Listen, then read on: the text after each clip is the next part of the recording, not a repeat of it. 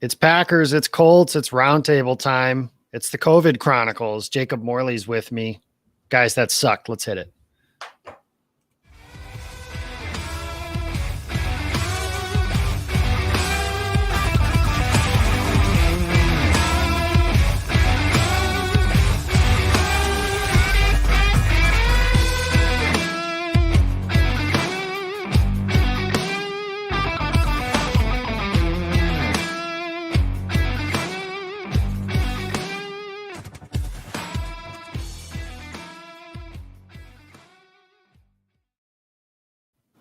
And welcome, everybody. As I mentioned, we are in the COVID Chronicles here. I'm your host. I'm Jacob Westendorf. I am officially out of quarantine, so that's a nice feeling. And I'm joined by Jake Morley. We were supposed to be joined by Sanjay. Sanjay had something he had to tend to, so we hope everything's well with Mr. Murthy after that debacle. Some more important stuff going on that direction. But Jake Morley is with me, and wow. That's really all. I mean, what more can I say? Jake, how you doing? How you feeling? I feel fine, all things considered. You know, this has been a rough week for the two of us. You know, started this week getting a positive COVID test, and the middle of the week, my girlfriend made me watch A Star Is Born with her, which is a really sad movie as well. And then this happened. And so it's just been like, if I start tearing up, it's, I got the emotions they're running high right now. And I don't feel great. I don't feel great about what happened today. I don't remember the last time I've been legitimately heated watching a Packers game, but that definitely happened today. You know, I tweeted it out today, and I hate being this guy. I really do. Typically, I am the guy that will never say something like this and actually gets really annoyed when people say stuff like this. But if today was not a microcosm of just Aaron Rodgers' career, yep. You basically see the guy be Superman, and the defense gives him no support. I mean, they did, though. God, they did. And it's just a tough one to swallow, man. It really is, because I think the thing that really bothers me the most is all week we heard about, you know, Indianapolis's defense. And Indianapolis has a good defense, don't get me wrong. But they have not, if you look at their schedule, they have not played a quarterback. I mean, and when they have, they've gotten trashed. And Aaron Rodgers absolutely shredded them the entire first half. Granted, you know, outside of the interception he threw, which was a bad decision on his part, but more of a good play by Rock Ya-Sin. And like sometimes guys make plays, you know, and so that's going to happen.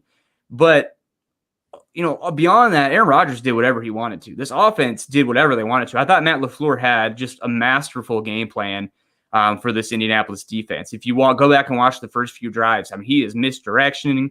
He is, you know, kicking Rodgers out. He's getting them moving all different directions and taking advantage of really how aggressive they are defensively, and he's making them pay for it.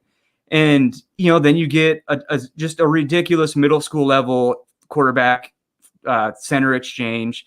You know, the interception, like I said, you know, the kickoff return fumble. I mean, just uncharacteristic stuff for this Packers team. And all you want is for the Packers to continue just pouring it on Indianapolis. So after this game, you can point to this game and say, look, Aaron Rodgers deserves to be not just in the conversation for MVP, but the conversation for MVP. Look what he just did to this Indianapolis defense. Number 1 ranked defense in the NFL as far as passer rating, and he just dismantled them. And they come out in the second half, and Rodgers, he needs to take some of the blame for this as well. The offense just sputtered. 6 plays in the third quarter. That's exactly how you let a team back into a game. That's exactly how you blow a 14-point lead, especially when you have a defense that, quite frankly, cannot stop a nosebleed. And we knew going into this game, Jacob, what is Indianapolis going to do? They're going to dink, they're going to dunk, and they're going to try to punch the ball in the end zone. And the Packers just seem like it's infuriating how content they seem to be with that. When Phillip Rivers is an absolute statue. Phillip Rivers should not be making anybody miss. He should not be as good under pressure as he is, but he is, okay? So he's good at that stuff. So what can you do to combat that? You line your corners up in the receiver's face. You muddy up the middle of the field. The Packers did none of that. Third and 15, 16, 17, they're playing 10, 12, 15 yards off the ball. Like, it is unbelievable how soft they are. And I don't understand it. I don't know as much about football as Mike Pettin does, and I will not claim to. That guy probably has forgotten more about football than I will ever know, and that is also what makes it more frustrating, is the fact that he continues to roll out the same coverages. He continues to roll out the same pressure packages that is fooling nobody. Our buddy Andy Herman tweeted today, Mike Pettin is not doing anything wrong. He's right. He's calling cover. He's calling good plays. He's calling plays that people call in the NFL. He's calling coverages that people call in the NFL. But he's doing them at just the worst possible times. It's like he has zero pulse on what's happening in the game.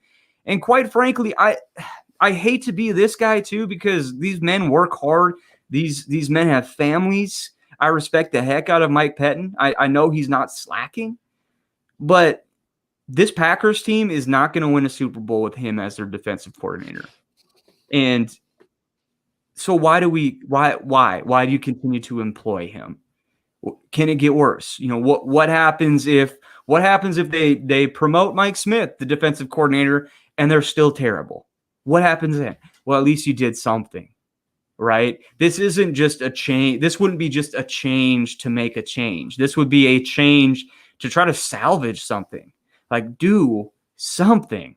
And I don't have answers. I mean, and I'll kick it back to you, Jacob, with this question. I just tweeted this out as well. Zadarius Smith, Kenny Clark, Jair Alexander.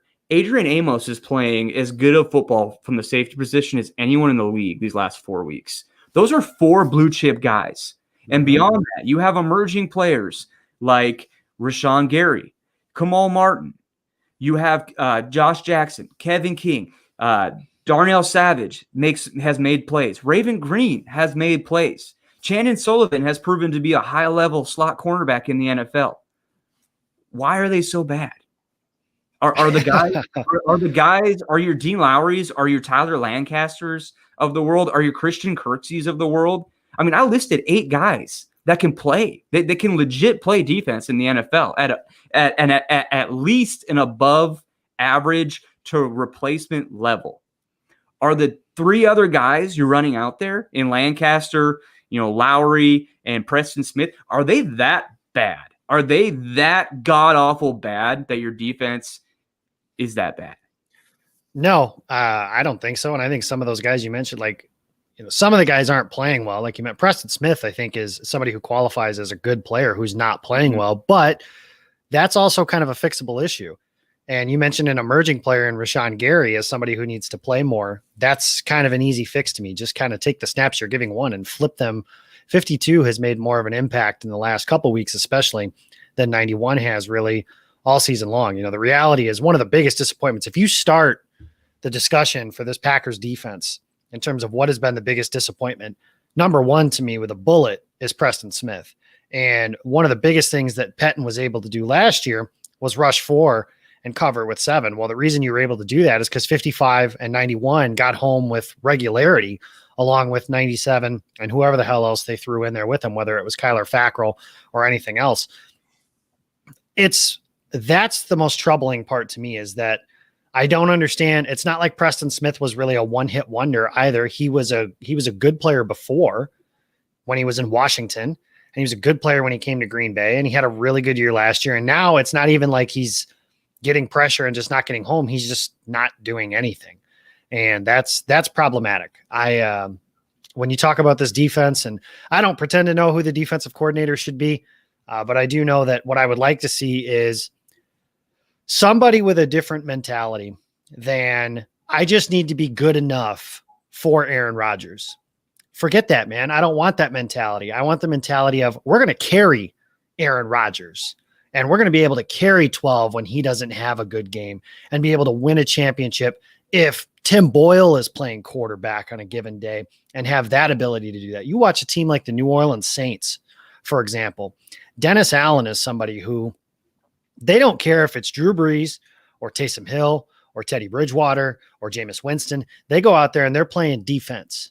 And they're playing defense regardless of who their quarterback is. And I think for too long, the Packers' identity has been so centric around Aaron Rodgers that it's like, okay, well, if we're good enough, then we don't have to worry about it because we've got 12. And I think that's why you see some of this soft zone type stuff. For example, the team in a nutshell, it's 3rd and 19 after the 2000th holding penalty on the last series that Indy has on offense before overtime. And they run a screen pass and the Packers have nobody within 15 yards of the line of scrimmage. They're so terrified of getting beaten over the top and giving up the first down that what happens is you get them, it's 4th and 4 now, and it gives the Colts a manageable 4th down to where they convert it. And they have it to where they can go for it on 4th down. They're trying to get them so badly to be able to punt or kick a field goal that they're unwilling to play closer because they're just terrified of giving up that deep ball down the field. And the problem with that, of course, is, you saw it. I think it was the first series of the game today. It's 3rd and 13 or something like that. You said something along the lines of you play 15 yards off the ball, you get what you deserve. And they got what they deserved. And the Packers it's almost like they just play so far back and are hoping to rally and make the tackle. But that mentality to me is old. Squash them. Play defense in their face. And I'm not saying you got to play bump and run, press man coverage and all that other stuff all the time. Because I think that every fan in the world has the mentality or the thought that if we just play press man coverage and blitz a lot, then everything's going to be okay. Well, it doesn't always work out that way either because Bob Slowick played that kind of defense and that Packers defense in the mid 2000s was really, really bad too. So there is some credence to the theory of play technically sound, but I would like somebody, and it doesn't make sense to me that Mike Pettin is that coming from the Rex Ryan era or the Rex Ryan tree, that he's that terrified of giving up a big play down the field. And the reality is Christian Kirksey said today in his press conference that the defense bends, they don't break. Well, I hate to break it to you, Kirko, but yeah, you do. And it's to the point now where we're saying the defense had a good game if they gave up 24 points, 27 points. And it's like, that's a bad game for a good defense. If the Bears give up 24 points, they're saying that wasn't a good day. Whereas the Packers, they're like, that's a great day. And that's not going to be good enough. That's not going to cut it. Now, I do still think that Green Bay can win a championship this season because of the way their offense is constructed. Now, it would have to go a certain way, but in this era, and especially this season, offense wins championships. And I know that the common saying and the phrasing and the old school mentality is defense wins championships. I don't think that's true anymore. I don't think that's been true for a while. I'm not saying that your defense can be a sieve like the 2011 Packers was, but it doesn't have to be the 2000 Baltimore Ravens or something like that either to win a title. As you just saw today, the Colts have you mentioned it, Jake, the Colts have the number 1 pass defense in the entire NFL. And the Packers scorched them. And if they had a normal third quarter, anything that resembled a normal third quarter, they probably would have scored 40 today. But of course they didn't. And they go 3 and out twice. And that's where I want to get to now, because honestly, even with all the discussion of the defense, I actually put this game more on the offense because I'm a believer in the Mike McCarthy thought process of play to your identity. And the identity of this team is the quarterback, the offense, and scoring points. Well, it's 28-14 at halftime. The Colts go down the field. They take some time off the clock. They kick a field goal. Honestly, not a great drive for the defense, but overall a win for the defense if they kick a field goal off of a drive like that. If Green Bay can put together some first downs and kick a field goal, there was 6 minutes left in the third quarter or something like that when they got the ball. If they get a 4-minute drive and kick a field goal, Indy has now wasted the entire third quarter, and they're in the same exact spot they were in. Instead, Green Bay goes 3 and out twice in that quarter. And by the time Aaron Rodgers touches the ball again, the game is tied because Darius Shepard fumbles and eventually gets it to another field goal for Indianapolis. But to me, you scored 3 points in the second half. And I don't know what their thought was coming in. We've got it right here. JJ, our friend from the UK here. Third quarter, 6 offensive plays, 15 yards. That's not going to cut it. And it's not like Indianapolis did anything, you mentioned this before, to stop them. I think that, and the only points that they scored in this half, in the second half, were on the last drive of the game where they were in kind of a fast break desperation mode. So I think, in my opinion, I actually put this loss more on the offense because I think you're up 28-14. You're an offensive team like that. You need to be able to bring that game home. And they didn't. And I just wanted to catch what your thoughts were on that thought. Yeah, no, I agree. I mean, that's a super uncharacteristic quarter for them. And it was just misfirings is what it looked like. I really don't even, I don't love, I mean, it's been said ad nauseum, like, why do we throw the ball? Why don't we throw the ball on 2nd and 10 for once in our lives? You know, that'd be great to not just hand the ball off and, you know, you're trying, and I get the philosophy, like you're trying to catch the defense in a coverage that you think that you can run on. It hasn't worked. I mean, so like, that's like the one thing that Matt LaFleur, I think, really the chink in his armor, if you will, as a play caller, because I thought he did a really good job play calling, but then just execution as well. I mean, the 3rd and 1 plays for the most part, and that fourth and 1, like it I don't know. Like it seemed like bad luck at times too, just where nobody's open. Rodgers gets pressure in his face. Would it be easier? Is it easier to sit here and nitpick and say, well, why don't we just do a QB sneak on 3rd and 1? Why don't we just do a QB sneak on 4th and inches? Yeah, sure. Like I probably would agree with that, and I probably would be with you. But if Rodgers hits Jamal Adams on that 4th and 1 play, he scores. You know, that's he just put too much air under that. You know, that's a play that is a really, really incredible throw, but that's a throw that 12 needs to make because he needs to do it. We gotta have it there. And if you're gonna be Aaron Charles Rodgers, 2-time MVP, 1-time Super Bowl winning quarterback MVP, like you got to make that throw. And it's just a play you got to have, and it just wasn't there. So the 3rd quarter was just, it was bad. You know, you get 1 first down, you get 2 first downs, you string together a drive, like you just said, where they took almost 7 minutes off the clock on their opening kickoff, you know, their opening drive. Indianapolis did. If you just can string together 2 or 3 first downs and punt and take 3 minutes off the clock, I mean, you just iced the momentum that Indianapolis has. But instead, you go 3 and out, they're jacked up, they get the ball back, and they go down and march and put put points on the board again. And then you get Darius Shepard's fumble. I mean, it was a nightmare of a half. And you for whatever reason, underneath Matt LaFleur, this team has played to their nightmares, if that makes sense. Yeah. You know what I mean? Like, Indianapolis has traditionally been just a nightmare place for the Packers to play. This game was a nightmare. You know, this is a game that you're going to remember for a long time. I still remember the Andrew Luck game with Reggie Wayne that just could not be stopped. Like, he seems like he threw the ball anywhere in his vicinity in 2000 or whatever it was, 14, 15, and they just got the ball. So Lucas Oil Stadium has been a house of horrors. You know, traditionally the Packers have struggled with the Vikings, and well, sure enough, the Vikings inexplicably get a win. You know, last year can't win on the West Coast. Like, it's a weird thing. And talk about nightmares too. Talk about nightmare overtime performances with Aaron Rodgers. Like, what in the world does this guy have to do to get rid of this bad overtime luck? Some of the overtime losses are on him. Okay, like, let's talk about that. Okay, he's got 2 game-losing interceptions in overtime. Other than that, he has just had weird luck. I mean, that MVS fumble is weird luck. Like, MVS was loose with the ball, but did Julian Blackmon really even go for the ball, or was he just trying to tackle him? Like, he just knocked it out. Like, I mean, that's just bad luck.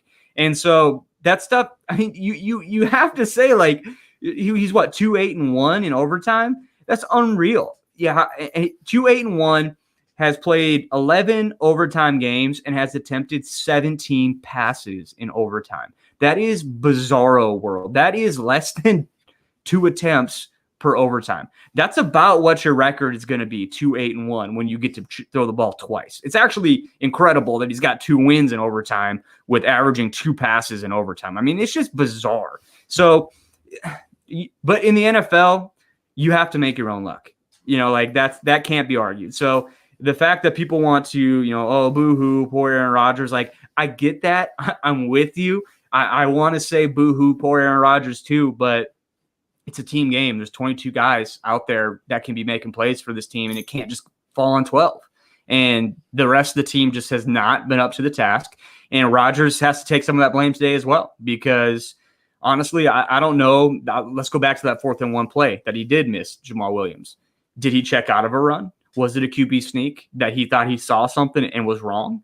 So sometimes, people love to get on coaches like Matt Nagy has this thing where people talk about he thinks he's the smartest guy in the room. He thinks he's going to always be in the right play call. He thinks he's always going to be right. Aaron Rodgers kind of has some of that as well. Mm-hmm. And luckily he's right. He is right a lot of the time. He probably is the smartest guy in the room a lot of the time. But whenever you have that mentality, that's what's going to happen. Sometimes you're going to check into a play, or it's like, man, sometimes the most obvious play call is still the right one. So I don't know, man. That third quarter was absolutely painful to watch.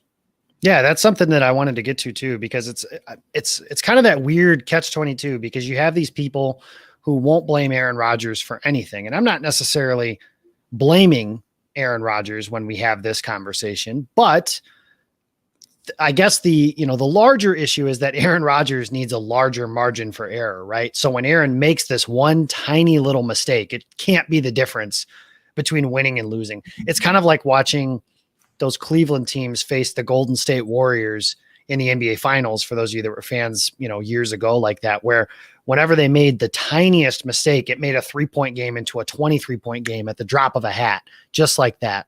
And now you see it today. The Packers, they don't manage to clock all that well at the end of regulation, and they waste a couple of plays with spiking the ball. And eventually it gets to a point where Rodgers has one play to pick a side to Devontae Adams, and he has Robert Tonyan standing wide open in the end zone on the other side. Doesn't see him because that's not the way that the play is going to go. But then Green Bay doesn't obviously have that great of luck in overtime either. There's just been so many things where, again, Rodgers' margin for error has never been that large or that big in Green Bay to where he can make those mistakes. And the one time that it was a big margin, that he had a big margin for error like that, was 2010, and they won the Super Bowl that particular season. But that is the frustrating part, right? Is that it almost feels like when he does make a mistake, or when he's just a teeny bit off, like when it was 4th and 1 or when they throw that ball to Robert Tonyan and he's just a little bit off on that play, and it turns from what probably should have been an easy first down to 4th and 1. And they have that play that they call, if I like the call to go for it, I like the call of a play action pass on the play. I just think that Indianapolis honestly covered it up relatively well, and they were disciplined, which is something that I envy, because I know for a fact on the other side, if Phillip Rivers runs that play, it's a 25-yard completion. And that's the part maybe that is a little frustrating as well, is there are so many things that Jacoby Brissett comes in the game. It's a run 100% of the time. They are running the ball, and they ran a quarterback sneak for 7 yards today. God. There are just so many things that the Packers on defense are just not capable of stopping. That made me just physically feel sick because I forgot about it. Again, still, or like worse than you already are? Worse. I think I just backslid. I think I need to get tested again. Oh, that 4th and exactly, like you said, exactly what they're doing. They're not going to throw the ball with Jacoby Brissett on 4th and 1, for Christ's sake. Right. And they're probably going to convert that against a lot of teams, and that's fine. But make it a 2-yard gain, a 1.5-yard gain, not a 6-yard gain. Or Packers, you have a young, spry, strong Tim Boyle. 4th and 1, put him in the damn game. Let him do a QB sneak if you're scared about Rodgers getting hurt. I don't care if people want to be like, well, you can't take the ball out of 12's hands. Just get the first down. That's all I would care about, because it's hard. Jacoby Brissett's a strong dude, Tim Boyle's a strong dude. It's hard to stop a QB sneak. Really hard to stop it. Okay. So I just wish, I don't know. Sorry. That just made me want to vomit. Yeah, I don't I don't understand. I think that all of that is, I mean, I'm not necessarily advocating for the wildcat or anything like that. There's something they've got to figure out in short yardage, because they have been just horrendous. And they've been horrendous for as long as and it doesn't matter if they have Eddie Lacy. It doesn't matter if they have AJ Dillon, which they haven't really used him in that role, but it hasn't mattered who's in the backfield. They've used Rodgers on sneaks a couple times, but they haven't really done anything like that. They didn't really use Favre like that. It's just kind of in general a team policy to not use the quarterback in the run game that way. It's been very, very rare that they've been able or been doing something like that. I mean, I get it. Like, would you rather convert that 4th and 1, or would you rather have Rodgers in December? Like, that's a no-brainer. And you saw it last year with Patrick Mahomes hurting himself on a QB sneak, and he's a young guy, so like that kind of stuff can happen. But these and one situations have just been the bane of this offense's existence. They can. I'd almost rather see them on 3rd and 7 than 3rd and 1. They're converting at a higher rate. When it's and 1 and it's an obvious rundown, like, I just don't have a lot of faith in this Packers offensive line, which is bizarre to say because I love this Packers offensive line, but it's just not what they're built to do. Nope. Right? They're built to keep 12 upright, and they do it better than anyone. They have been built to perfection to do that. They're the best pass blocking team in the NFL. Again today, Aaron Rodgers had all day to pick apart this Indianapolis Colts defense, which they've gotten after people this year. I mean, was Rodgers even touched? Did he get sacked today? I don't think he did he? He had one. Justin Houston had one sack, but it was more of a covered sack than anything. So that's where I kind of wonder if I've had somebody, and I can't remember who it was, a long time ago, present me this theory of, do NFL teams do it wrong? If on 3rd and 1, instead of trying to line up for a play that gets you 1 yard, maybe instead of doing that, line up for just a play that, is designed to get you 5 yards or 6 yards, just run your play like you normally would instead of forget where the marker is. Just get yards. Just get yards. You're right. Because like right now, for example, if I'm at the 40 and it's 3rd and 1, I want to get 40 more yards anyways. So in that, in that way, it's in my head, kind of, it's 3rd and 40 to a degree. I just need 1 yard to make sure that I continue to reset those downs to get that way. So I wonder if that's something that could change a few things. But yeah, Green Bay's short yardage has not been good.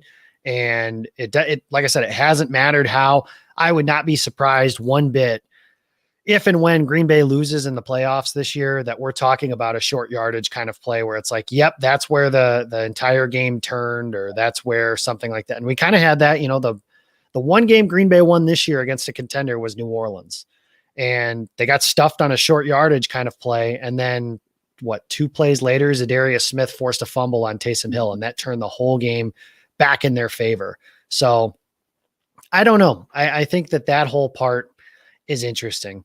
The other guy I want to talk about, obviously, is Marquez Valdes-Scantling. And it's hard to kind of have that. I don't want to call it discussion. I don't want to say it's hard to have that discussion, but it's just, he kind of is what he is, right? He gives and he takes away. And it's unfortunate that he fumbled the game away, because it is kind of a soft fumble. Like you mentioned, it's not like Julian Blackmon was going for the ball. He just kind of hit him on the arm, and MVS fumbled. The other reality is that the Packers are not in the game without MVS. He had a deep ball where he beat his man on a route and drew a big pass interference penalty that got them a touchdown right before halftime. That was a big play in the game. And then obviously the deep ball down the seam on the last drive that got Green Bay going. That was a big deal, obviously, that got Green Bay the field goal to end up tying the game. The unfortunate part is that you still see some of the other stuff that just drives you nuts about this guy. Aaron Rodgers is throwing him a back shoulder fade on 3rd and 10. If I never saw one of those again, it would be too soon. And that's nothing against MVS. It's just, that's not James Jones. That's not Jordy Nelson. That's just not who MVS is going to be. Now, there are some things he can do and some things you can have to see to put him in positions to succeed, but that's just not going to be one of them. And then you see like the wide receiver screen that they ran to him. That's another thing where I don't think you're putting him in a position to succeed there. That's a play you need to run for Allen Lazard or Devontae Adams if you're going to run that kind of play on, I believe it was 2nd and 2 eventually when they ran that play that MVS fumbled fumbled on. I struggle with the idea there that they were trying to go with. MVS has some value, obviously, as a deep threat. He's had some really good games recently. He was pretty good again today. Obviously, the deep ball, like I just mentioned, the ups are there. The highs are very high. The problem is the lows are very, very low. I do have a problem with whoever the reporter was that asked Matt LaFleur after the game, how can you win with MVS? I really struggle with that question. I don't know who, it was never said who asked the question. But I really struggle with that question because MVS was Green Bay's best receiver last week. He's had some good games back to back. I'm not saying that we're putting him in the Hall of Fame, but I really struggle with that line of questioning. But the highs are high, the lows are low. What's your level? You've been vocal kind of on both sides of the coin here. What's your level of confidence in him I kind of just whatever MVS is doing. Rode the wave, baby. MVS, I hate you. MVS, I love you. But that's how he is. And I think we've gotten to a point where maybe I was a little bit too harsh on him. And I think the breaking point was 2 weeks ago when he had that bad third down drop. And I think I was like, I'm done. I'm just done with MVS. This is ridiculous. And then he comes out and catches 2 touchdowns and plays a really good game last week. Had really no lows last week. And did he again this week? Yeah, but I'll tell you what, there's 31 other teams that would pick up MVS if he was a free agent. Like you can't just go to the receiver store and buy the type of deep speed that he has with the threat of him getting over the top of the defense. But I think how you use him right now is in that way, is the way that you have to respect him when he's on the field. You have to know that he can beat you. He can beat you over the top quick.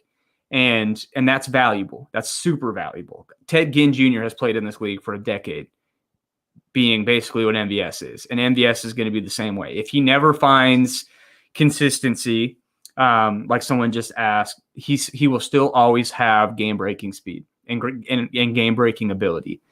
What I think can happen in the future now is you can let him grow into that role a little bit more now that Allen Lazard is back. And Allen Lazard should be the guy getting those third down back shoulder targets. That's what needs to be happening. I don't mind if you sprinkle it in there with MVS every once in a while, but I mean, the guy just hasn't been there. He just hasn't been the guy I want to count on when you need to have it. Could he be a late bloomer like someone just said? Yeah, of course. I mean, the thing about MVS though is he was an older rookie. Okay, he was 24 when he came into the league. This is his third year, so he's 26, 27. He probably is what he is at this point. I mean, Devontae was 20 when he came in the league. So that's, so as far as development and a prospect, that is different. Those guys are still growing at 20. They're still getting better. MVS as an athlete probably is what he is. As a route runner, I think he's shown improvement. But yeah, I think you let him be the guy, the vertical threat. And I made the joke that MVS, he was taking that maybe a little bit too seriously on that 3rd and 1 or whatever it was when he wasn't on the same page as Rodgers, when Rodgers clearly wanted him to come back and he just kept on running. But I mean, he's a valuable part of this team. And I think if the Packers are going to win a Super Bowl, they're not trading for anybody. Nobody's coming in on this roster. So it's either it's MVS or bust for 2020. Allen Lazard, I think, can be a dude that can be a chain mover, can be a high volume guy. And if that slides MVS into that role of where is 83, defenses have to know where 83 is at all times. And the Packers don't have a bunch of guys like that. When Malik Taylor's out there, you're not wondering where 86 is. When Darius Shepard's out there, you don't care where 82 is. Okay. But when MVS is on the field, you have to consciously be aware of where number 83 is, because if you don't, he's going to beat you for a touchdown like now. So that's important. That's very valuable. Okay. And so people can rag on MVS all they want, but I've turned a page. I'm not mad at MVS, because it really isn't on him. That's coaches putting a player in a position that they maybe aren't necessarily meant to be in. And you're throwing a wide receiver screen to a guy that just he's not a big yak guy anyways. and the screen is intended to come back into the middle of the field. The only guy I'm really comfortable with running that, honestly, is Devontae or Aaron Jones. And I don't know why that was the play call. But in the same breath, guys, like, gosh, it's so easy to second guess these plays. If MVS catches that ball and gets the play wasn't going to go for a bunch, but if he catches that ball, goes 4 yards, gets a first down, it's a play that we don't even talk about. We don't even remember it, you know? So it is what it is. How can you win with MVS? They're 7-3 with MVS as at times their number one receiver. How can you, that's an absurd question. I hate that. I hate that MVS has to read some of these tweets and hear some of this stuff as well, when quite frankly, the Packers aren't even in overtime without him. So it's just tough, man. I'll go to bat for MVS just because he does offer a super unique skill set that, you know, there's probably a dozen guys in the league that can do what he does. You know, can he do it consistently? If he ever figures it out, he's going to be a well-paid receiver in this league. But it's been 3 years and we're still seeing a lot of the same issues. So I don't know, man. It's a roller coaster for sure. The MVS tycoon. That it is. We got Lambo Labo saying that he needs a consistent vertical deep threat burner. And I agree. The issue is those guys do not grow on trees. And, you know, that's why players have as much value as that's why they wanted a second round draft pick for Will Fuller, who is hurt all the time, you know? Right. So, exactly. And they could have gotten one, honestly. I mean, if they didn't want one from Green Bay, I think in a normal season, that might've been something that happens, maybe not by Green Bay, but another team might've made that trade. Certainly possible that happens. Unfortunately, it didn't. Well, fortunately, honestly, because without the Will Fuller trade, or with the Will Fuller trade not happening, David Bakhtiari got his extension, and it's kind of one or the other, right? If it was either Green Bay was going to get the Bakhtiari deal done, or they were going to get the Will Fuller trade done. So I'd rather have the Bakhtiari deal looking at that. But yeah, Green Bay needs. I would love Tyreek Hill as well. That would be great. I love him to be on the team. Yeah, that would be fantastic. You know, here's the thing about the wide receiver bit, because we can talk about this, because Mr. Jones R2 comes in here and says, get him 2 receivers. And, you know, listen, the Packers could use some help at the receiver position. Here's the other reality. The Packers are 7-3. And if they had drafted, let's just say instead of Jordan Love and AJ Dillon, that they drafted Brandon Ayuk and Devin Duvernay, for the sake of the argument, their record would be 7-3. Yep. I don't think anything has changed for this team based on their lack of consistent options at receiver. I think the wide receiver obsession in Green Bay, and I get it because I think Green Bay needs help there. I understand it. I was somebody who wanted them to trade for Will Fuller if it made sense, but ultimately it didn't end up making sense. I wanted them to draft Brandon Ayuk. I wanted them to draft Michael Pittman, who scored a 40-yard touchdown today, because of course he did. That makes me sad. But ultimately, I think Green Bay's biggest problem, again, like it's been for the last decade, is on defense. And that's ultimately where, if and when this team comes up short, that's where they're going to come up short, is on the defensive side of the ball. They don't have the horses on that side here. And Mr. Labo here says the DL need defensive linemen. I agree with that. I think they need help in the middle of the defense. Something I would like to see, I would like to see some potential change in the way that because here's the thing.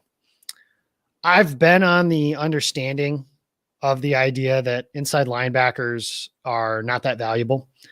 And I understand that thought process. That being said, Green Bay has felt similarly over the last 10 years, and their defense has been bad for 10 years. You know, maybe they need to start thinking differently about the way they approach the defensive side of the ball as a whole. And I don't know if obviously they can't do that now. There's nobody, they can't wave a magic wand and make, you know, Desmond Bishop from 2011 and Nick Barnett from the mid 2000s show up and play football in the middle of this defense. That's just not going to happen. But I do wonder if they could potentially look at a shift. And maybe that's something that a new defensive coordinator at the end of the season, because here's the reality. If Green Bay comes up short and their defense stinks, Mike Pettine's not going to be around. Mm-hmm. I think Matt LaFleur made a decision last year after the NFC Championship game, trying not to make a rash, emotional decision. And honestly, looking back, I wish that he had, just because I think you've reached where you're going to go with Mike Pettin. And I don't think Mike Pettin's everything to blame. I think coordinators make for an easy scapegoat. I've said that 1,000 times before, but at the same time, we've talked about this through the first 40 minutes here that, Green Bay has just a mentality issue and just this fear of giving up anything. And then they give up everything by being afraid of giving up anything. Now, granted, I do think it's funny how everybody just assumes something. For example, the crossing route that ends up with Christian Kirksey on Michael Pittman. I strongly doubt Mike Pettin drew it up that way. Like, I really don't think Mike Pettin drew it up to where that happened. I think that it was either a blown coverage, a missed assignment, or maybe the Colts just caught him in something. That's certainly possible too. But it's not like Mike Pettin goes into every call before his play and goes, okay, I want to make sure I get Jair on TY and I get Kevin on Hilt or on Pittman and I get these guys on these guys. But the reality is that sometimes the players got to make plays too. And unfortunately, they're not making enough plays either, I don't think. But now the question, Jake, is the team's 7-3. Where in the world do they go from here? Well, it starts next week as a home game against Chicago. The Bears are coming off of a bye week and they are reeling. They've lost 4 games in a row. I'm not sure who they are going to play at quarterback. Nick Foles got injured on a Monday night game against Minnesota. Mitch Trubisky was inactive during that game. Tyler Bray finished that game, obviously. This is a game where Green Bay could kind of put the nail in their coffin, so to speak. But they have not played well at home, especially recently. The elements haven't helped, certainly. But I don't know. Chicago still has a very good defense. Khalil Mack is still one of the best players in the NFL, especially at his position. Akeem Hicks, same thing. And they've got some really good corners with Kyle Fuller and Jalen Johnson, who's played well, Eddie Jackson. This is a defense that can keep things close. What are your thoughts on this team here through the rest of the season? Obviously, I think we're going to assume they're going to win the NFC North. Minnesota lost today to Dallas. If there's one thing Mike McCarthy can do, it's beat NFC North teams, apparently. And he's still able to do that by getting a big win against Minnesota on the road today and essentially putting to rest, I think, any talk about Minnesota getting to the playoffs. Yeah, I think, you look at the remaining schedule, and in my preview for Packer Report today, I think my first line was, the Packers are not favored to win this game, talking about Indianapolis. And I think that's important to point out because I think that'll be the last time that's the case this year. Nothing that happened today is going to change that. So you look, at a 7-3 team we're going to be favored to win every game from here on out. And you say, okay, it's the NFL. I bet the Packers drop one game at least, just because that stuff does happen in the NFL, especially the fact that, you get the Bears twice and the Bears have a good defense. I wouldn't be surprised if they split with the Bears. That's really the only game remaining on the schedule that you look at. And I guess Tennessee as well could give them trouble just because Derrick Henry is probably going to have 500 yards that game. So you look at those two games and say, okay, so if they drop one against Chicago and they drop the Tennessee game, they're sitting at 12-4. That's going to be good enough to win the NFC North. That's going to be good enough to get a home playoff game. And you're sitting well. You're just sitting with a shot in the playoffs, and that's all any fan base can ask for, right? Is just give us a puncher's chance, and that's what this team has. This team with Aaron Rodgers in this offense, they have a puncher's chance to win any single game they're in, right?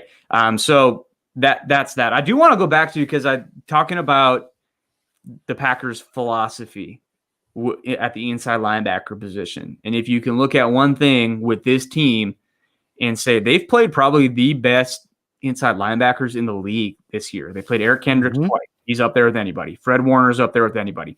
Darius Leonard up there with anyone. Miles Jack, very good. So if the Packers were ever to change their philosophy and say, maybe it is important to have a rangy guy in the middle of the field that can cover and you don't need to take off the field. That might be a thing, because I've ridden that wave as well. Not because I think the inside linebacker position isn't important. I guess I would disagree with that. I think the inside linebacker position is important, but it's clearly obvious that the Packers do not. So you look at this team, and so like when you're doing draft prep, it's almost a joke. Like, oh, yeah, Patrick Queen's cool. They're not going to take him. Right. Devin Bush is cool. Devin White's cool. They're not going to take him. So Devin Bush was the one that I wondered if they would, just because there was some smoke there. Brian Gutekunst likes Big Ten players. Ultimately, if Rashawn Gary was on the board, I think that the Packers would have taken him number 1 overall. Yeah, maybe so. You never know. We won't.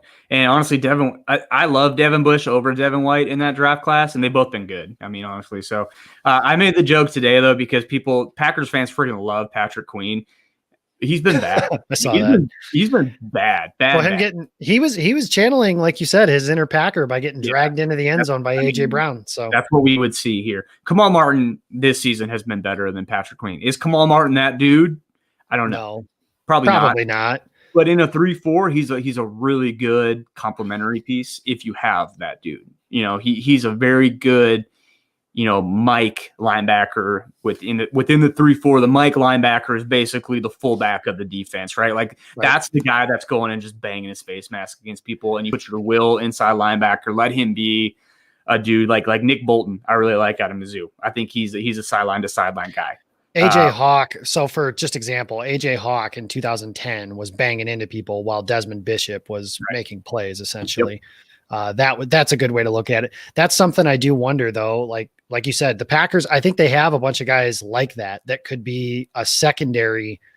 If you guys want to think about it as like from a pass catcher standpoint, is they have a bunch of dudes like Alan Lazard, complimentary pass catchers, but they need somebody like Devontae Adams in the middle to make some plays on the defense. So if they have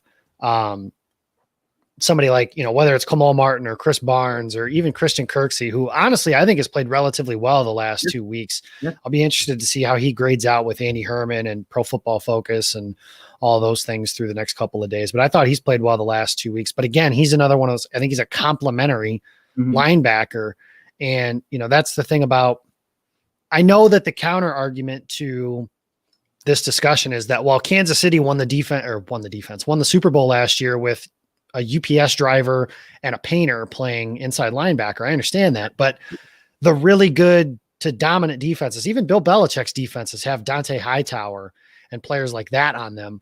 I just think it's something that I wonder now, is it something that could shift in Green Bay's way of thinking? And that even includes along the defensive line as well. Because if you look at the way they've kind of approached the defensive line, they've had Kenny Clark up there, obviously, but they really haven't invested in that positional group either. And they have a lot of similar players along that front instead of, they kind of have that one-dimensional type of guy with Tyler Lancaster. The problem is it's Tyler Lancaster. Yeah, the one thing that he's supposed to be good at, he's not very good at either. Although he should have had a play that led to an interception today, but Darnell Savage couldn't stay on his feet. So yeah, if there's anything that the Packers are can we talk about that? We didn't. I have never seen a team that the ball will just float in the middle of the field, 20 yards in the air, and you think, oh, baby, this is going to be an interception. And it falls harmlessly to the turf. What is happening? There were 3 freaking guys around the ball, and nobody touched it. Oh, my God, that's frustrating. And because the thing is, I was watching Minkah Fitzpatrick today for the Steelers. Like, that exact same thing happened, and they got a bunch of dumb, oafs looking around trying to catch, and he just comes in there and catches it. It's like, God, why can't the Packers just do that? Oh, man. I digress. It's weird. They have, I don't even know what it is either. They just have so many, I remember under Dom Capers, I felt like they had so many guys that were just so worried about being assignment sure that they didn't make any plays, especially after Charles Woodson was gone. But now it's they're not very assignment sure either. So it's not like they're really doing that all that well. And I don't know. It's just one big weird conundrum on defense. And like I said, I think it starts with identities and mentalities and a bunch of intangible stuff. And then you add in the tangible stuff. Ross talks about it all the time. The middle of the field defense is horrible. and it has been for as long as I can remember. And it's weird because, like you said, they have good players. Kevin King, Jair, Shannon Sullivan's good. You think Darnell Savage is? I think Savage has been getting better, aside from the play that we just mentioned. Obviously, he needs to make that play. But yeah, I'm excited about Darnell Savage. I am. I think he's going to be a good player. That he also had that play where he broke on the ball. He looked like 23 out there, and he needs to be used in that position. Like Ross, our buddy Ross has talked about. He's right. It's nail on the head. He needs to be in a position where he's covering people. He needs to be in a position where he's close, where he's kind of in the slot, in kind of that Charles Woodson type role where he can make plays like that because he's at least capable of it. But I think what this team needs to, and I saw like I cover the Chiefs as well, and like Frank Clark is a terrible human being, right? Like he's not a good dude, and he plays that way, and it, and he'll punch your grandma in the face, and he won't care. And the Packers don't have a guy like that, which is good and bad, right? It's good and bad. Like I love rooting for the players the Packers bring in. I love the character guys that they bring in, but you need one guy on defense that walks the line between insanity. And that's Frank Clark for that team. That's Tyrann Mathieu. And and like the Chiefs defense isn't great, but they just have dudes like that will make plays. I think what was it? What's his face? Packer legend that just passed away that talked about give me the whiskey drinker on third down. Don't give me the milk drinker. So Herb Adderley. Yeah. And so like there's some truth to that. Even in today's NFL where it's basically glorified two-hand touch. You still need an intimidator. Who on this Packers team on defense do you look at and say, I wouldn't want to meet that guy in a dark alley? Like I love Zadarius Smith.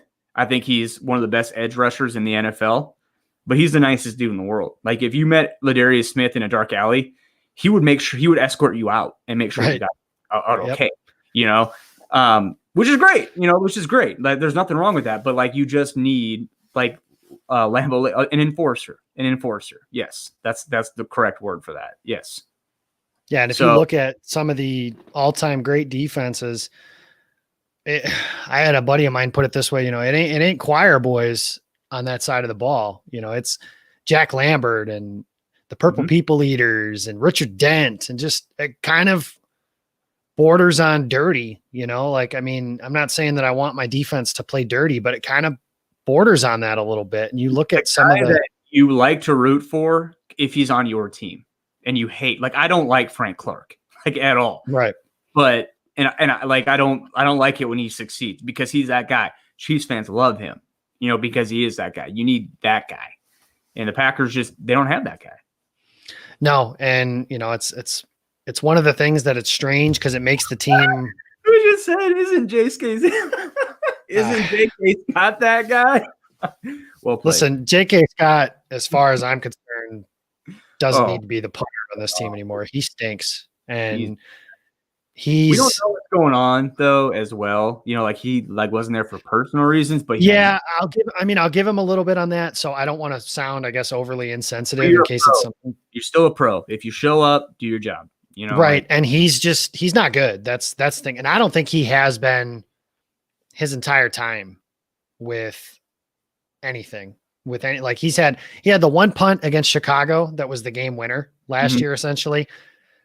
And other than that, that is going to, I know this is going to sound ridiculous because it was a 5th round pick and ultimately who cares because it's a 5th round pick, but like that is one of Brian Gutekunst's worst draft selections. Yeah, that's the only reason he's still on the team, right? If he was a UDFA, he's gone. Like they've moved on. They've cycled someone else in there until they found their Tim Matstay or whatever, which it's just weird. It's weird. And they picked a long Alabama punter and a long snapper in the same. What's his face? The long snapper, he's been good. He's been fine. Like I don't mind. I haven't noticed him at least. So I guess I don't. It's 7th round draft pick. I don't care. Like if you think a guy is good, whatever, go make sure you get him. But yeah, it still was weird. They also had like 16 picks that year, so I get it. But yeah, it's just I don't know the obsession with calling this dude a weapon, and he is not you a could do that weapon. once every 4 weeks, like you could do with any punter that gets the same amount of volume as he does. Yeah, and the thing about it today is like I would even get it if you struggle in cold weather, but like they're in a dome today and he had some really short punts today. He's had a rough go over the last, few weeks. So I don't know. He's somebody who I wouldn't mind bringing in some competition this off season, or I can't believe we're talking that much about punters, but yeah. Oh, I mean, overall, the overall point that we were getting at was just like you said, the Packers need somebody who I've said it before that Jair Alexander might be this guy. I said, if Green Bay's defense was ever becomes really good, he's going to be the guy that everybody hates. And Green Bay's defense, unfortunately, isn't good enough to make him hateable. But they need more guys like that. Like you said, yeah, somebody who borders on that brink of insanity and that just nastiness that they just haven't had for the better, and they had guys like that in 2010, just to go back to their last Super Bowl defense. I mean, I think that, you get back to the ideas of, Desmond Bishop was one, and Colin Jenkins and Clay Matthews to some degree at that point in his career. And even Charles Woodson was going to mix it up with you. That's not somebody you wanted to. And Charles Woodson was going to be nasty to his own teammates if he had to be. Right. Like if your play wasn't good enough, you're going to hear about it from 21. And I don't know who that guy is for Green Bay. I will say last year when I did the photography for the Packers Chiefs game in Kansas City, there was a point in time where the Chiefs were moving the ball, and Z came over to the defense and it was quiet. Everyone was listening, and he just said, "Look at me. We're going to be fine." And like, that's good. And that was comforting to those guys. But there also needs to be a guy that's going to get in your face and tell you it's not good enough right now. You're not going to be fine, because if you don't fix this, I'll take care of it. So like, I don't know if they have that guy, but at the same time, you're not in the huddle. I'm not in the huddle. I have no idea what's being said down there. Mike Pettin might be that guy for all we know. That's getting after them and yelling at them. That doesn't always work, but it's something needs to change. I don't know what that is. This is my silver lining though from this whole situation is I do trust Matt LaFleur. I do trust his ability to hire people, because the guys that he's brought in, Adam Stenavich, people were fantastic. Adam Stenavich might be if there was an assistant coach of the year award, which I don't think there is one in the NFL, but if there is one, Stenavich gets it, because you look at it, the Packers said in the broadcast today that Green Bay was happy to have their offensive line back for the first time or for the second consecutive game. And then within 2 series, Corey Linsley's out of the game. They have Elton Jenkins playing center. Those guys have all played super well. And Lambeau Labo laying it out to Paul Hackett's been great. Paul Hackett's been in head coach. Nathaniel Hackett. Yeah. Paul Hackett's his dad. Yeah. When they hired Nathaniel Hackett, I had all the Chiefs fans in my mentions about Paul Hackett and not fans. But Nathaniel's been great. He's probably going to be a guy that gets some interviews this year. Mike Smith has been great. Jerry Gray has been great. Matt LaFleur he's tried to bring his brother Mike in, who's been a fantastic coach in San Francisco. So if there's one thing I trust about Matt LaFleur, it's that he has a guy in mind. He probably already does if the way things are going. I really, outside of the Packers winning the Super Bowl, I don't think Mike Pettin is back next year in Green Bay. And so I think he's got a guy in mind that he wants to bring in already. And hopefully he hits on that guy as well. Because like you said, and the thing with Stenavich too is Larry, who was their longtime offensive line coach that everybody loved? James Campen. James Campen is a guy. There was so much, gnashing of teeth when they didn't bring back James Campen. I was one of them. Yeah, rightfully so. He's a great coach, but LaFleur knew what he had in Adam Stenavich, and so far, he's been right. So you got to. Has there been an offensive lineman on that note? Has there been a lineman that stepped in this year? John Runyon Jr. played left guard today. Did anybody notice? You wouldn't notice. No. Is there anybody that's played other than Rick Wagner in Tampa? Buckner too. Okay, hey rookie, go out here and play against DeForest Buckner, who is an All-Pro. Yeah, good luck, kid. And he was fantastic. Like, didn't hear his name. DeForest Buckner recovered that fumble, which whatever. He had that play where he swiped at Rodgers' legs, but other than that, I wouldn't know. That's on a scramble drill, right? So and both those, DeForest Buckner's a great player, so like he's going to make those plays. He's a great hustle player too, so he's going to get those loose balls. He's going to hustle, but outside of that, John Runyon Jr. played great. Elton Jenkins been able to just switch to center seamlessly like that. I mean, Elton Jenkins is special. Like, that is a special dude. What he's able to do, he can play all 5 positions at a high level. So, leaving this game, there's a lot of good things that you can take from it. There's guys that played really well. They just didn't get it done.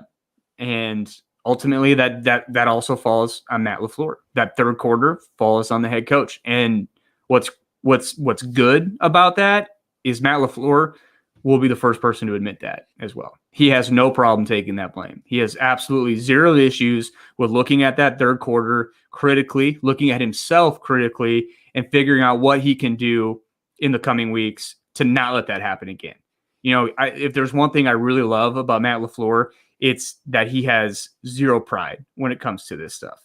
The only thing that I think he's still holding on to is those stupid second and 10 runs. That's it. But other than that, maybe he's just setting it up. Maybe he's just waiting. He's baiting these teams for the playoffs. 2nd and 11 is going to come around in the Super Bowl against the Kansas City Chiefs. They're going to be thinking run, and he's going to hit MVS for a 76-yard touchdown, and all the haters are going to be furious. I can't wait. So that's going to be incredible. One thing I will say about Matt LaFleur, to add to your point, is he doesn't really, outside of those canned run plays that you're talking about, and he did give an explanation on that to some point this week. I still don't necessarily like it, but he did give an answer on it. Whatever.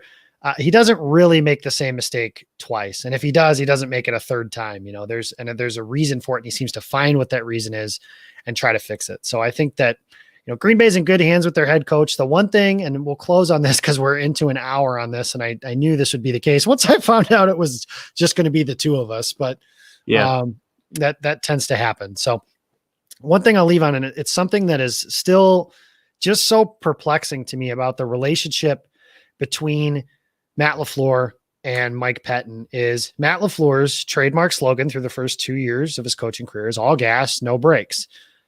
And then you've got Mike Pettin, whose philosophy is basically, please don't beat me over the top. Please don't beat me too fast. But you can beat me. If you beat me in 12 plays, cool. I'd rather you do that than beat me in 3. That does not make any sense to me. Like, just the conflicting ideologies between these two. Like, you listen to Pettin talk in his press conferences and everything like that. He's not saying the same things that Matt LaFleur is about rallying to the ball, 11 hats to the ball, making plays, flying, swarming, stuff like that. He's talking about forcing turnovers and needing to make more plays like that and being sound and all that stuff, which, I mean, that stuff matters too, obviously, but it just, and listening, I went back and listened to LaFleur's original press conference when he got hired, from his first press conference when he got hired as a head coach. And he said he liked a ball hawking, aggressive, strong defense. And Green Bay is not that, and they haven't been that under Mike Pettin. And that is something that, this is why when I went way, way back when LaFleur was hired and they said he was encouraged to keep Mike Pettin, I hated that. And I hated that right away. And this was after a year where people said Mike Pettin had a good year. I don't think he did. His first season in Green Bay, I think if you really go back and watch it, I think we gave him extra credit because, one, he wasn't Dom Capers, so he was different. And two, yeah, by the end of the year, he was playing with guys like Ibrahim Campbell and just some really random dudes out there on the field by the end of the season. I mean, the corpse of Clay Matthews and Nick Perry were rushing the passer by the end of the season. So, I mean, I understand some of that thought as far as the personnel goes, but overall, I mean, the Packers finished 32nd in defensive DVOA that season, and that was Pettin's first year. That was supposedly his best year. So I'm not so sure that he was actually that great that year. I think that maybe maybe LaFleur was encouraged to keep him and he shouldn't have been. I don't think he has been since then. I think people say that Gutekunst and LaFleur, Murphy have kind of gotten in his way from firing him last year. I don't believe that, But I do think that Green Bay has some things they definitely need to clean up on the defensive side of the ball. And I think that, like you said, Mike Pettine's probably not going to be around. The only way that I could see him around next year as a defensive coordinator is if Green Bay wins the Super Bowl. So by that, I guess I hope he is around. All right. Right. Like I hope he is around if that's the case. And I don't want to root for anybody to get fired, but you're right. He probably does already have somebody in mind. And I'll be interested to see who that is if and when that time comes. Guys, we've been here for 65 minutes. And I got to tell you, I feel much better than I did 65 minutes ago. So I guess I appreciate that standpoint. This is Jake Morley of Packer Report and Arrowhead Pride. So if you want to hang out with some stuff and listen to the Kansas City Chiefs side of things too, they are losing right now at halftime. So Packers fans, it happens. They are. It does happen. Kansas City has probably the MVP front runner and the best quarterback in the NFL, and they're the defending Super Bowl champions. An interception tonight too. Rodgers might be closing the gap. There you go. Okay. So that makes things interesting. So those are the two. I think we talked about the MVP race a little bit earlier. I think those are your two. It's Rodgers and Mahomes. Oh yeah. I think the media has tried to push Russell Wilson into a race he doesn't belong in, but that's okay. By the end of the year too is when I hate, and this is Packers fans and Chiefs fans. I see this on my timeline all the time. But people try to tear down either of these guys. Shut up. They are both unbelievable. Like, just freaking enjoy watching them play the game of football. They're both very, very, very good. So like, let's just enjoy it, huh? But the chips fall where they may in the MVP race. Yeah, absolutely. And they are incredible. And yeah, you know what? I'm going to throw this up here because you've been here in the chat the whole time. Follow at Lambo Labo. That's my dude. He's been in here. I want to follow that guy too. He's funny. Yeah, there you go.